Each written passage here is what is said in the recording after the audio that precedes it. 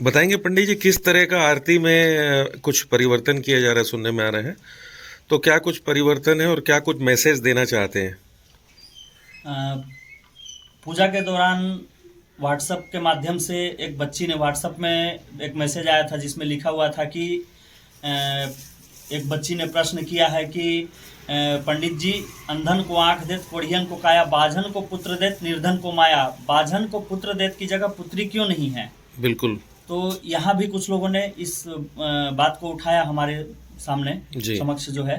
तो उठाने के बाद हमारे मन में तुरंत ही विचार आया कि ये तो बदला जा सकता है, संशोधित शब्द है और इससे कहीं किसी को आपत्ति भी नहीं होगी और आसानी से इसको संशोधन किया जा सकता है। तो नारी जाति के सम्मान में और उनके लिए सबके सुख और मंगल कामना के लिए हमने उसमें शब्द में जो है संशोधन कर दिया।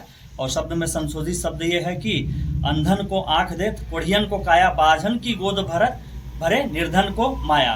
तो बाझन की गोद भरे, निर्धन को माया, ये शब्द जो है इसमें अलग से संशोधित शब्द जोड़ा गया है। तो क्या लगता है आपको, जैसे ये संशोधित शब्द जो आपने जोड़ा है, जी, ठीक है, सोच बदलनी तो चाहिए सभी को, बिल्कुल बदलेगी। चाहे और वो बच्चियां हो, महिलाएं हो। प्रथम पूज्य हैं, अपने जी। माँ बाप की सेवा करने वाले के कारण से जो है ये प्रथम पूज्य हुए हैं। तो इनके माध्यम से बच्चों में और परिवार में संदेश जाता है संस्कार का। से भी संदेश जाएगा कि जो प्रश्न उठा था तो उस प्रश्न पे भी विराम भी लग जाएगा, हमें मुझे अनुमान है गणेश जी की कृपा से। और सबको संतुष्टि भी मिलेगी। गोद भरे में संतान, पुत्र पुत्री ऐसा कुछ भी दोनों में से कोई नहीं है, संतान है सिर्फ। तो इस पर भी विराम लगेगा। तो बाझन की गोद भरे, निर्धन को माया, ये शब्द जो है यहाँ पर जोड़ा गया है।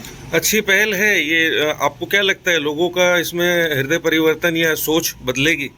बिल्कुल बदलेगी और गणेश जी की कृपा है और इनका आशीर्वाद है। क्योंकि पंडित जी देखा जा रहा है लंबे समय से कि महिलाओं के साथ क्रूरता, अत्याचार, और कुछ समय से तो महिलाओं को और छोटी बच्चियों के साथ में जो बलात्कार होते आए हैं देश में, और कई ऐसे मामले जिससे दिल दहल जाता है उन मामलों से। तो ऐसे में कितनी सोच बदलेगी लोगों की?